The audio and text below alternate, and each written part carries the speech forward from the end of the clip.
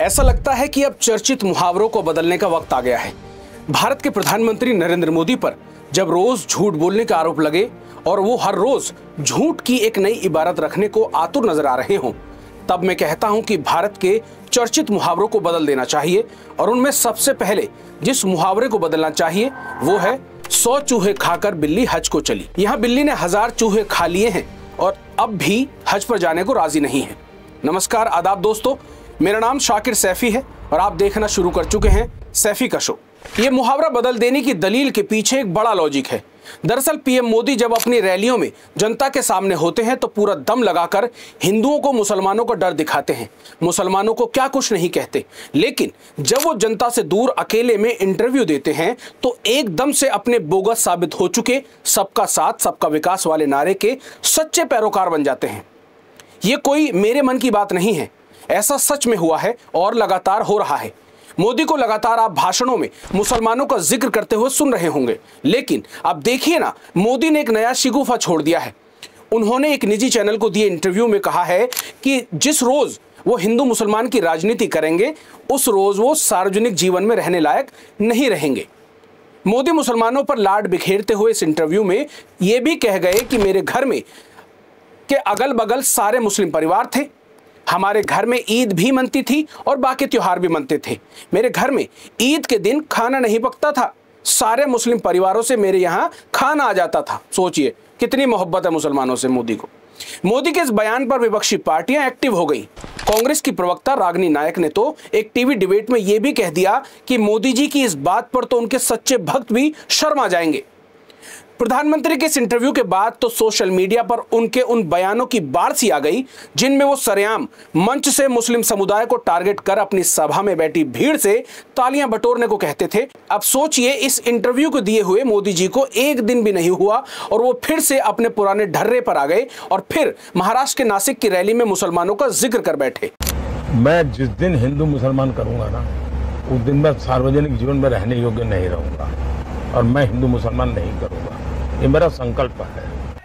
कांग्रेस के लिए माइनॉरिटी सिर्फ एक ही है, उसका अपना प्रिय वोट बैंक। मुझे याद है उस समय मैं सीएम था और जब ये बात कांग्रेस ने उठाई थी तो मैंने उसका मुख्यमंत्री रहते हुए पुरजोर विरोध किया था।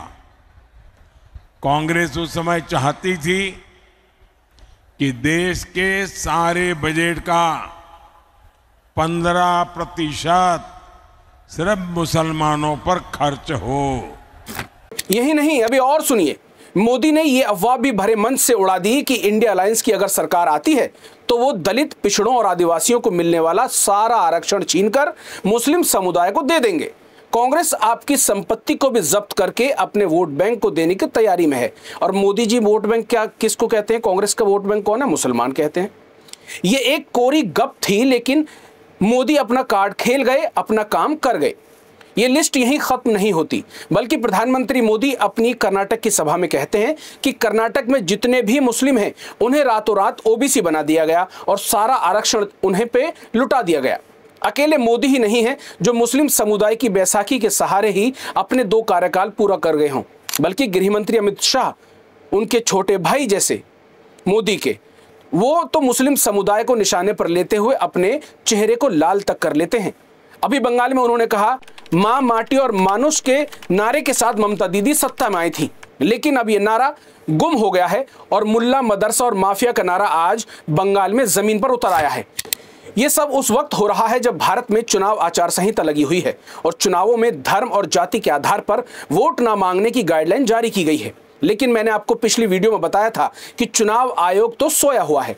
एक तरफ तो मोदी अपने मंच से इस तरह का नैरेटिव सेट करने की कोशिश कर रहे हैं कि अगर इंडिया अलायंस की सरकार आई तो मुस्लिम सब कुछ लूट कर ले जाएंगे, और दूसरी तरफ वो ये भरम भी अपने इंटरव्यू के जरिए बनाए रखते हैं कि वो हिंदू मुसलमान की बात नहीं कर सकते।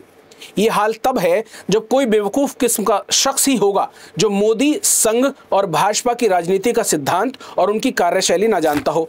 बावजूद इसके इसे प्रधानमंत्री का कॉन्फिडेंस ही कह सकते हैं कि उन्होंने लाखों करोड़ों लोगों को न केवल मूर्ख समझ लिया है, बल्कि वो अपनी सुविधा से कुछ भी कह सकते हैं और कुछ भी कह रहे हैं।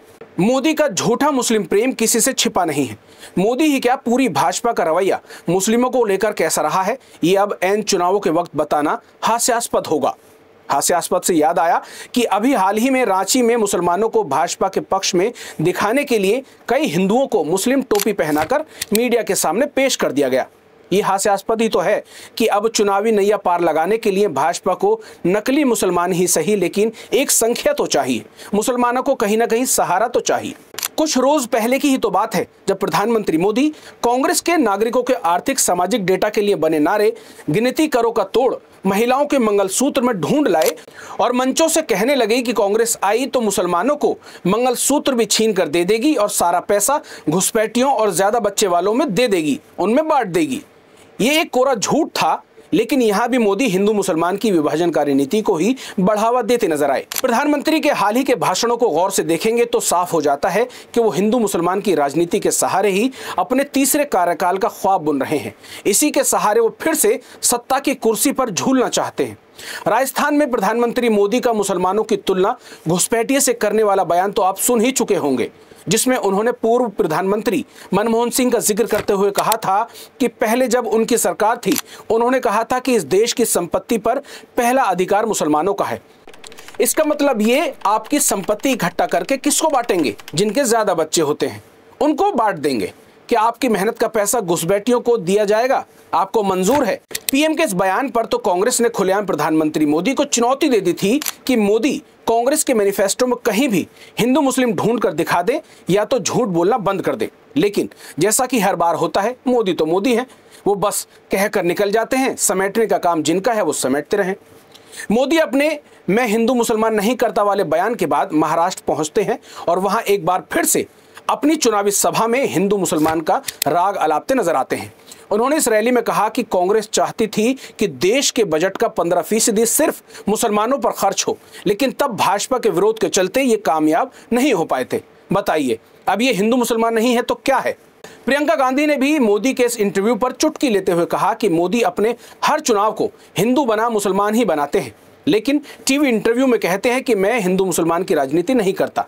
प्रियंका गांधी ने प्रधानमंत्री पर जबरदस्त पलटवार करते हुए उन्हें उनके पिछले 10 सालों के भाषणों को याद दिलाने की बात तक कह डाली कि मेरे पहले के सारे बयान गलत थे। वो 10 सालों से राजनीति कर रहे हैं धर्म के आधार पर।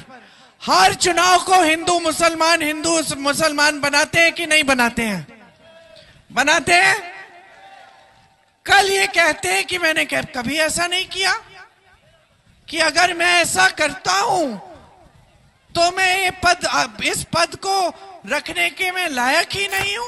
गौरतलब है कि इस बार के चुनावों में हिंदू मुसलमान कार्ड चाहकर भी मोदी और पूरी बीजेपी चला नहीं पा रही है और अब हार कर कभी मुसलमानों के कंधे पर बंदूक टिकाकर विपक्ष को घेर रहे हैं तो कभी रक्षा मंत्री उनके बचाव में आकर मुसलमानों के अधिकारों की सुरक्षा की बात करते नजर आ रहे हैं। हालांकि इसके ठीक उलट मोदी के वो चर्चित बयान हैं जब वो वोट जिहाद तक की बात कहते नजर आते हैं। तो कुल मिलाकर मोदी की 400 सीटों के ख्वाब की कहानी हिंदुओं को मुसलमानों से डराकर और राम मंदिर पर किसी के ताला न लगा देने के काल्पनिक भय के बीच सरकती हुई अंततः उसी गड्ढे में पड़ी नजर आती है जहां से पिछले 10 सालों से सिर्फ एक ही आवाज आ रही है, हिंदू और मुसलमान। नमस्कार।